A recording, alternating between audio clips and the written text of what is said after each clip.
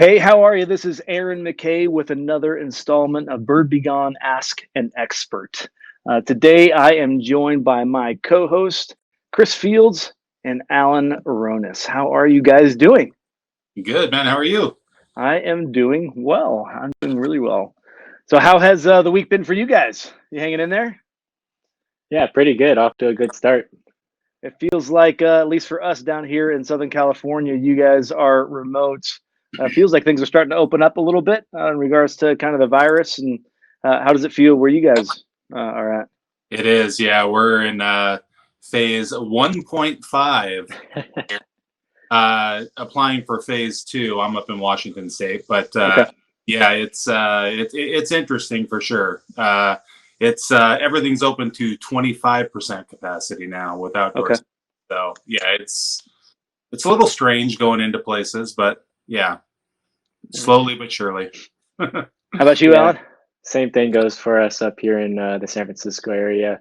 I believe the outdoor dining started, so it's a little good to see, things opening up slowly. Yeah. I just know, at least for me and my family, we're really thankful that things are starting to feel a little bit more like normal. Hmm. So it's good. I think one of the strange things, at least from my perspective, as we've moved through this pandemic, it just seems like the pest control industry in general and the bird control industry along with it really haven't been negatively impacted by the movement of the virus through our nation. I don't know if I necessarily understand all the dynamics around that, but bird control, it seems, is doing really, really well through this really turbulent time, which is an encouraging thing for us as a company, obviously, but also for a lot of the people that we do business with, and many of them we've done business with for years and years. But I think the question for us today is more directed towards people that are potentially exploring bird control, or maybe bird control is newer to them, or maybe they do pest control or wildlife control and they're looking to expand their business. So what we want to talk about today is just kind of overarching kind of view of the basics of bird control. If I'm looking at getting into bird control, what are the primary tools I have in my tool belt? What products exist out there, and how do I use them? So with that, I'll launch it over to you guys. Who wants to jump in first? The for starters, you can break down bird control products basically into three different categories. You've got ledge products, where birds are just out in the open, loafing, looking out for food, water, predators, stuff like that. You've got nesting, which is undercover. And then you've got, audio visual sensory type products. Okay. So to start off with the main ledge products for where birds are just out in the open, perching out in the open and everything, we've got bird spikes, which come in either stainless steel or polycarbonate. Those are great for pigeons and larger birds. We've got our bird jolt flat track, which is a very low profile electric track system that doesn't really harm the birds. It just gives them a little shock to, help them move along, more behavior control type of thing. And that works for all birds. We've got other stuff too, like gel products. Like we have a great product called Spectrum V Gel that works for all birds. It comes in the pucks, and it gives off a multi-sensory type of deal. You'll put it on open ledges, and yeah, those are some of the ledge products we have. Mm-hmm. Yeah, you want to jump in there, Al? Yeah, and to jump into the next product, exclusionary products, Chris kind of touched base on is, once things are underneath cover, you really want to look into exclusionary products. And that really just means screening off areas, physically blocking, those covered areas from birds that are looking to nest, birds that are more trying to keep that as a home instead of just, like Chris mentioned, the open ledge areas where there's lower motivation to stick around. So covered areas, you really have to look into just blocking them out with something like our bird netting. And we carried in, several different mesh sizes depending on what birds you're dealing with, and ranging from 3/4 inch to 2 inch netting for pigeons, 3/4 inch being for smaller birds like sparrows and up, 2 inch being for pigeon-sized birds and up. So a range of different products too.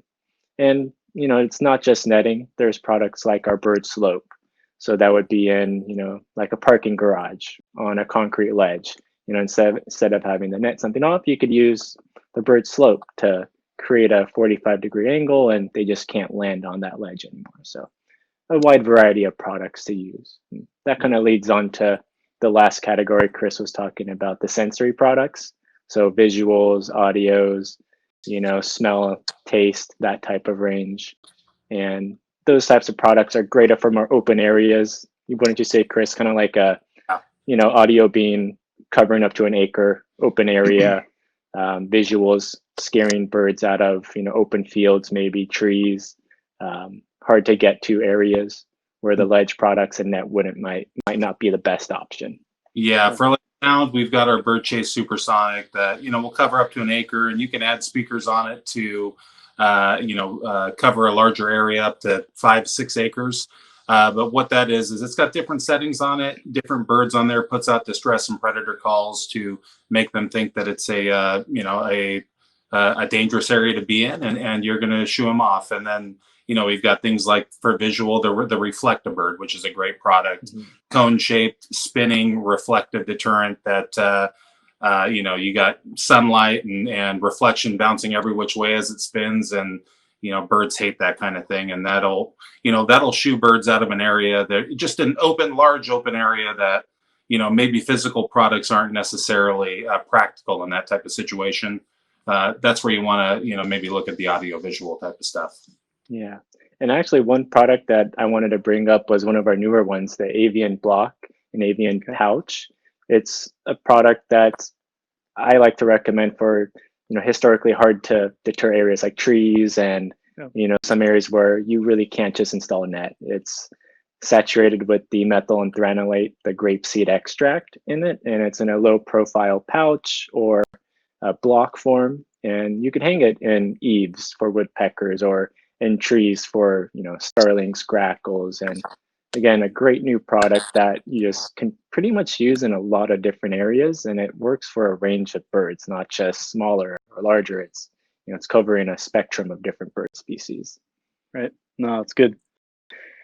Yeah, I think for people that are just getting into bird control, oftentimes they immediately think of spike or things like net or the flat track or the slope or the bird wire, other things that we've mentioned already. But sometimes there are customers out there that you're providing services for can't, for whatever reason, apply some sort of structural bird control device. Maybe they're a restaurant owner and they're highly concerned about the aesthetics of their structure, so they don't want spikes above the marquee or the sign on their building. I think in situations like that, when typical structural bird control products can't be a solution, Avian Block is a wonderful product to step into those gaps and help provide effective bird control. Now, we did run past some bird spike conversation. So for those who have been around the industry for a while, bird spike has been in the market for about 28 years. So usually when people, Joe or Jane, Home Depot shopper thinks of bird control, they're going onto Amazon and they type in bird control. Spike is going to be the first thing they see. So maybe someone just do a little bit of a deep dive on spike, what it's good for, why do we use it, and how it keeps birds off of structures. Sure. It's spikes are great for pigeons and larger birds, really, on open areas where there's no cover to it. They're just they're just kind of hanging out, doing their thing, looking out for food, water predators, like I said before.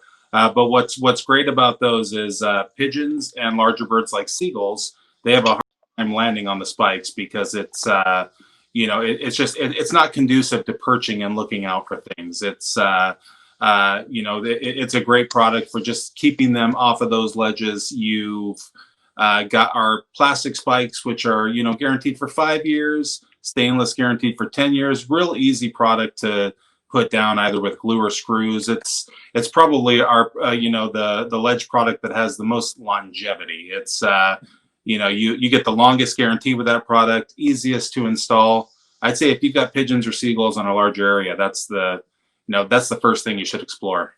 Yeah, I agree 100%. So example areas for a commercial setting would be, on your existing customers, if it's a great way to just let them know, hey, I'm doing bird work, and Spike is a easy to do, quick installation, low experience needed product to jump into the industry with.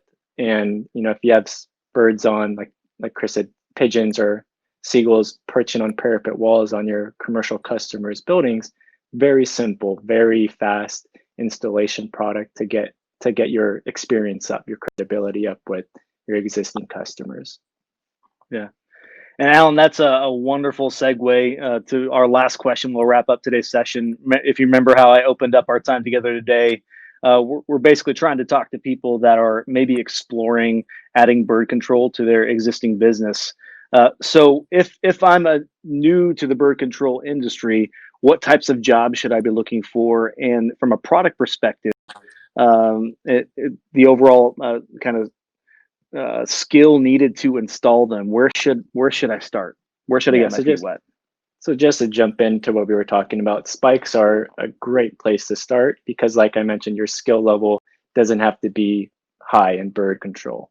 So an easy way to let people know you're doing bird work now is touch base with your existing customers, people you're already servicing. So it might be restaurant owners, it might be commercial building owners, and you don't have to do too much marketing to get jobs in those areas since you're already in contact with them. So simple email blast to your existing customers saying, hey, we do bird work now.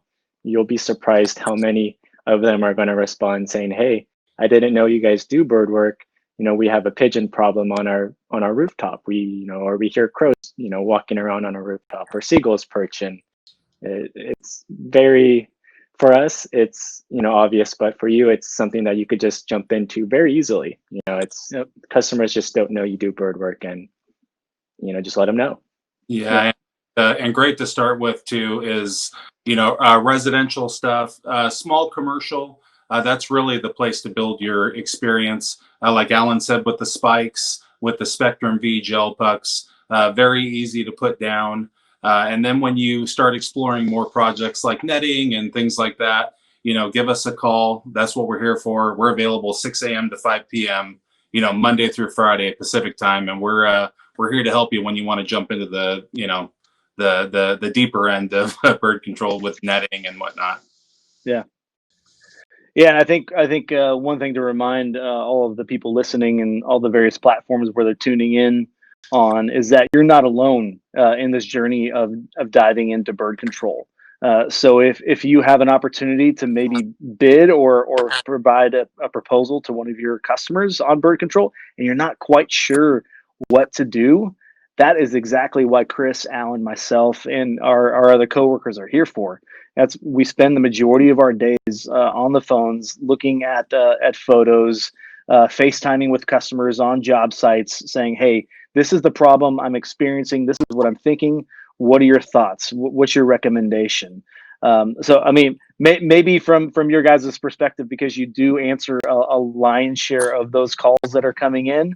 What are some of the consistent questions you get from people that are just starting to explore bird control? Well, the most common question is, you get somebody calling in, we've got birds on our building. You go, okay, what's the behavior? Yeah. What type of bird? What's the pressure? How many birds are there? And that right there is going to tell us, that's going to get us 75% of the way of what you need. And then, if you've got pictures or anything like that, we always encourage pictures and things like that to, take pictures. We'll give you our email or whatever, and you can send those into us, and we'll help you out with anything. Yeah. To reiterate those 3 questions, it's what type of bird, where are they, and how many. So again, 3 simple questions, and we're pretty much more than halfway through, helping you figure out what options you have, what products to use. Yep. And that phone call doesn't have to be a long 20-minute long phone call. Usually we can ask those questions, like diagnose a situation in about 90 seconds and get you going on the way. So this is a phone call you can make to us when you're in the car at the job site, and you can have a fairly quick game plan in place. Well, Chris, Alan, really appreciate you taking the time to join us today for another episode of Bird Be Gone Ask an Expert. I'm sure you guys will join me here again soon. Can I look forward to that? Yeah, Absolutely. absolutely. Thanks. All right. Thanks, guys. Appreciate it. All right, See you soon.